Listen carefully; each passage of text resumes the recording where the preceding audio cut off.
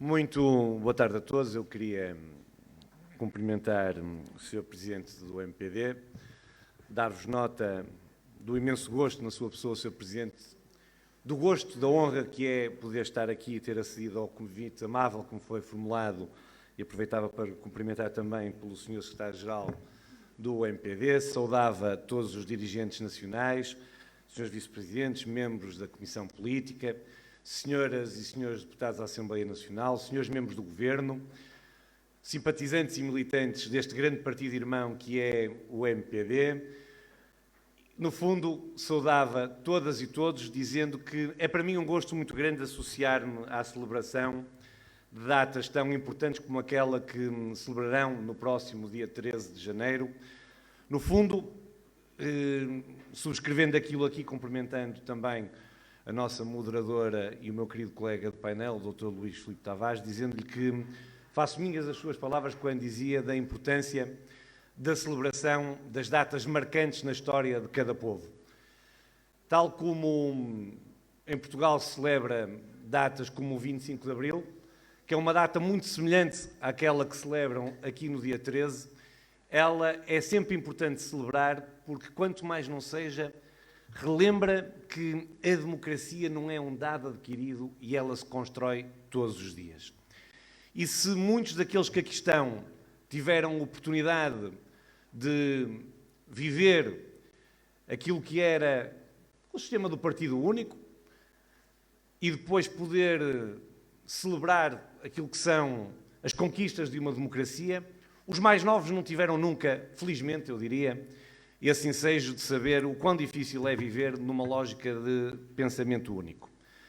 E é sempre bom nós lembrarmos aos mais novos aqueles que foram estas conquistas, celebrando aqueles que por elas lutaram, como aqui hoje foi feito, e demonstrando que nada é garantido. E quando me propuseram para falar sobre as ameaças à democracia, eu creio que a melhor forma de começar é dizer isso mesmo. É que, sendo a democracia o sistema mais perfeito de todos os imperfeitos, ela não é realmente um dado adquirido. Creio que foi a nossa moderadora que, no início da apresentação desta conferência, recordava os dois eventos que, num espaço de 4 anos, aconteceram em 2 grandes países, um nos Estados Unidos e outro há dias no Brasil. Quando nós assistimos ao assalto, porque é disso que se trata, das instituições, das mais marcantes em cada uma daqueles Estados, seja do Capitólio, seja do Planalto em Brasília, nós estamos a assistir a um atentado ao Estado de Direito Democrático e estamos a assistir a um atentado às democracias conforme nós as queremos construir. E há pouco, quando se chegava cá e conversava com o nosso Presidente Emérito da Assembleia Nacional, olhava para a falta de muros neste espaço e perguntava-me como é que muitas das vezes nós pomos em causa a construção da democracia em alguns países, como em Cabo Verde, quando estamos perante hoje, felizmente, e queria saudar todos e sobretudo o MPD por essa construção, por uma democracia jovem, mas absolutamente madura, consolidada, sempre a precisar de que se construa todos os dias, mas não queria deixar de fazer aqui também essa anotação e esse apontamento. Ameaças à democracia. Hoje, ela perpassou já pela intervenção que me antecedeu, eu diria a brilhante intervenção que me antecedeu. A principal ameaça à democracia é, de facto, o populismo. Nós vivemos tempos absolutamente difíceis, mas, como eu gosto de dizer, também desafiantes. O populismo é a resposta rápida, fácil, à solução da vida das pessoas. Nós temos hoje a crescer exponencialmente na Europa os movimentos populistas e os movimentos extremistas, à esquerda e à direita, e eles são iguais, eles têm exatamente o mesmo perigo. Quer os movimentos extremistas à esquerda, quer os movimentos extremistas à direita. Nós temos partidos populistas extremistas a governar na Europa, em democracias consolidadas, por isso é que elas estão sempre em risco. Eu recordo que, para não falar do que não conheço, eu podia dar o exemplo do que aconteceu recentemente em Itália, onde muitos classificam aquele governo que agora governa como um governo demasiado à direita e um governo populista.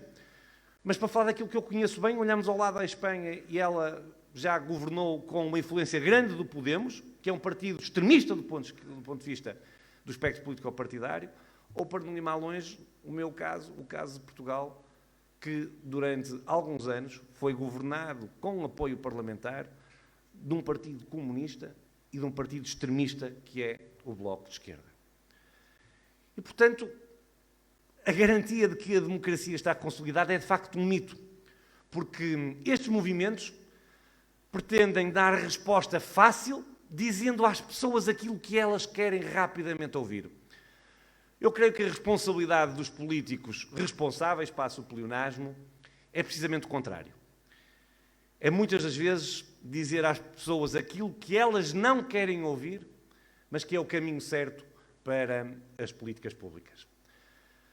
Num tempo em que a comunicação flui com uma velocidade estonteante, num tempo, permitam-me dizer desta maneira, em que qualquer um é herói atrás de um computador nas redes sociais, em que qualquer um diz o que quer sobre os responsáveis políticos, e nós é que temos que nos explicar, não são eles que têm que explicar as acusações que estão a fazer. No tempo em que a justiça se faz, ou se começa por fazer nas redes sociais, no tempo em que a difamação, a calúnia e a injúria graça nas redes sociais, nós, deixem-me dizer assim, políticos responsáveis, temos mesmo que ser mais responsáveis que os outros. E isto só se combate de uma forma, creio eu, absolutamente firme, começando por elencar dois aspectos que eu creio que são absolutamente essenciais e que já aqui foram trazidos à colação. Não são dois, são três, aliás. O primeiro, pelo reforço das instituições. As instituições sociais, as instituições económicas, mas, sobretudo, pelas instituições políticas.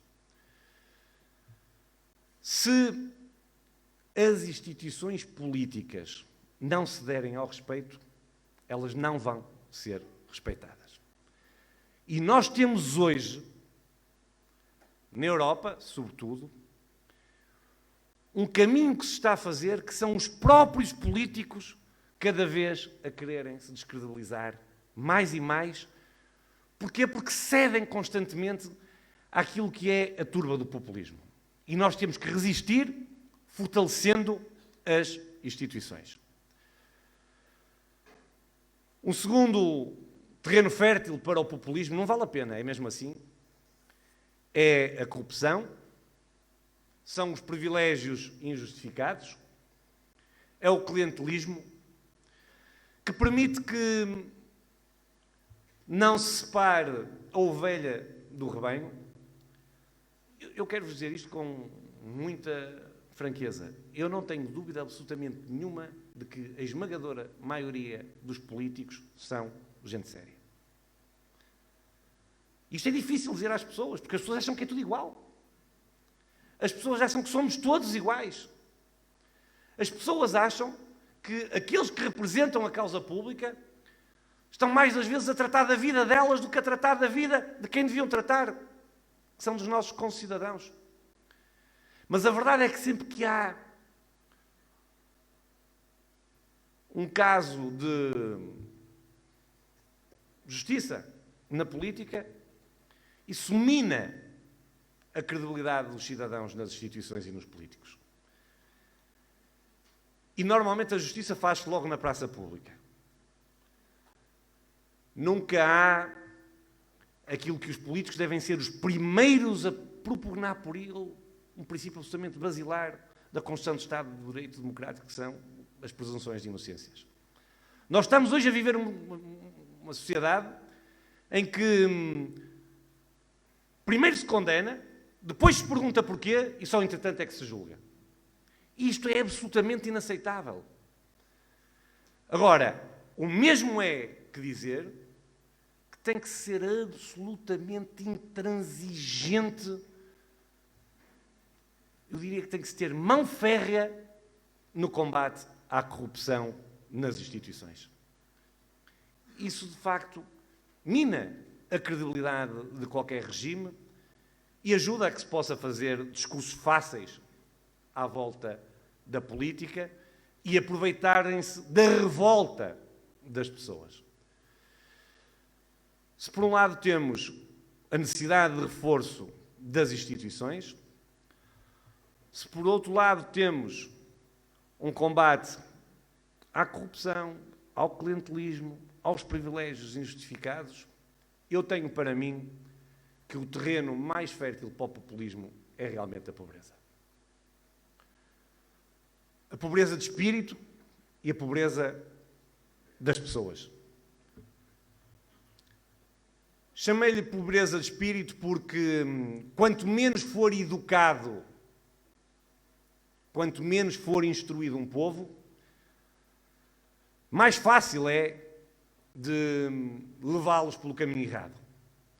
Quanto menor for a capacidade de escrutínio, de análise, deixem-me aligeirar até a linguagem e dizer, quanto mais difícil for para alguém comer aquilo que os outros lhe querem dar a comer e puderem decidir o que é que querem comer, estou a falar em concreto da capacidade crítica das notícias que saem no dia-a-dia, daquilo que se lê nas redes sociais. Quanto mais, portanto, for evoluído um povo, menos terreno fértil o populismo tem. Se houver essa capacidade de discernimento daquilo que é, hoje vulgarmente se diz, daquilo que é fake, e que parece tão real, que nos é dado como se fosse a realidade mais séria e que muitas vezes nós não temos a capacidade de discernir. Dizia, quanto mais for combatida essa pobreza de espírito pela instrução, pela educação, mais difícil é para o populismo. E depois a pobreza, de facto, a pobreza social. Quando as pessoas têm dificuldades, e nós vivemos hoje tempos de dificuldades grandes, nós saímos de uma crise pandémica que afetou todos e todos os países no mundo, que nos isolou, que nos fechou entre nós, que nos fechou com os outros países, que nos fechou muitas vezes com os nossos familiares, que provocaram crises gigantescas do ponto de vista económico, que abalaram todo o mundo, que abalou também Cabo Verde, e queria aqui cumprimentar o Presidente do MPD pela grande recuperação económica que estão a fazer neste país depois das crises pandémicas. Tivemos ocasião de conversar hoje e eu dizia, tomara eu, Portugal, conseguisse sair tão rápido da crise económica em que mergulhou o nosso país, como Cabo Verde está a fazer. Mas dizia-vos que saímos de uma crise pandémica e entramos numa crise inflacionista de aumento brutal e exponencial dos preços, que teve ainda um reforço pela guerra que acontece na Europa, mas tem repercussões em todo o mundo. Sabemos hoje que essa crise inflacionista e os preços e a subida das matérias-primas e das taxas de juros era inevitável. Ela estava já a acontecer em janeiro. Não foi só a guerra que a motivou, ela estava já a acontecer. Mas é evidente que a guerra e a dificuldade de acesso às matérias-primas, logísticas, a instabilidade internacional, fez aumentar os preços exponencialmente. E hoje as pessoas têm dificuldades no seu dia-a-dia. Na aquisição de bens alimentares, na mobilidade, na habitação. E quando nós sabemos que as pessoas têm estas dificuldades, há muitos que se querem aproveitar. Na segurança.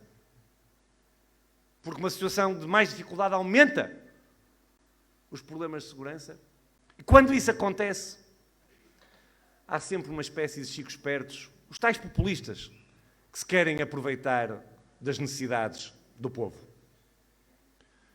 Quando isto acontece, o populismo tem um terreno mais fértil para crescer. E é por isso que, nos tempos difíceis como aqueles que nós vivemos, é normal que haja condições para esse populismo poder crescer. Mas é aí que homens da estirpe do Presidente do MPD, com a sua equipa, com esta equipa fantástica que são os militantes do MPD, com a celebração de datas como a de hoje, se tem que encontrar respostas de políticas públicas que tenham sempre como foco e como objetivo a melhoria da vida de cada pessoa em concreto. Eu costumo dizer que o fim último da política é a felicidade. Isto dito desta forma parece até pueril, parece até utópico, mas é verdade. Partidos irmãos como os nossos devem ter sempre como objetivo final, porque olhamos para o modelo de sociedade, para a economia de forma muito parecida, o fim último da pessoa, a sua felicidade, dando a possibilidade de cada um ser feliz como quer. Permitindo a cada um, dentro da sua liberdade individual, alcançar a sua felicidade. E quando nós o fazemos, nós estamos a olhar para cada pessoa em concreto e a querer melhorar a sua qualidade de vida. E a importância das políticas públicas, hoje, numa circunstância em que o populismo, que é igual, eu creio até que falar em populismo e falar em extremismo é exatamente a mesma coisa. Dizia que numa altura como esta, em que o populismo e o extremismo crescem por todo o mundo, dá até origem a guerras espúrias, nós temos de ser cada vez mais unidos, mais fortes e mais coesos. Porque há alguma coisa que a história sempre nos ensinou. E é por isso, doutor, que é muito importante nós celebrarmos estas datas. Que é para nos lembrarmos sempre o que é que aconteceu antes delas. E como é que nasceu o que aconteceu antes delas, para podermos evitar. É que se há alguma coisa que a história nos ensina, é que extremismos e populismos é igual a regimes totalitários. O caminho do populismo e dos extremismos é sempre regimes totalitários. Há por aí muitos resquícios de totalitarismo. Há por aí muita gente que gostava de poder mandar sozinho. Há por aí muita gente que se sentem iluminados, que acham que as suas convicções se sobrepõem no plano das ideias, das políticas públicas e até da moralidade acima dos outros. E partidos como os nossos não aceitam esse superior sebastianismo que não existe de facto. E é por isso que nós aqui estamos, para os combater. Eu creio que tenho muita dificuldade em controlar o tempo que falo, por isso estou aqui constantemente a olhar para o relógio. Não me queria alongar, porque também creio que a conversa vai agora fluir entre todos e creio que essa é uma forma também de podermos partilhar ideias e ouvirmos uns aos outros, mas queria-vos dizer que eu estou muito contente de estar aqui e queria terminar assim. Estou, de facto, feliz por aqui estar. Porque poder ver como um país com uma democracia tão jovem, tão recente, pode ensinar a democracias que têm muito mais anos como é que se aceita a alternância do poder quando o poder não está a responder aos anseios da população, como já aqui aconteceu, de forma natural. E mudamos aqui para melhor. Como se faz diferente e bem, é para mim um orgulho muito grande poder partilhar esta experiência. Terminava dizendo o seguinte: se a democracia tivesse um dono, como muitos se arrogam de serem pais da democracia, ela não era democracia, ela era uma ditadura. E quando nós olhamos para países com grandes sistemas de segurança, que se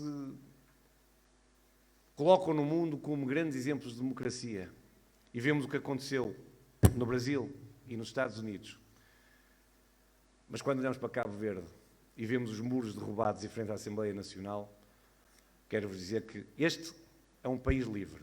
Este é um país democrático. venham daí mais 32 anos, eu espero cá vir celebrar daqui a 32 anos convosco. Muito obrigado.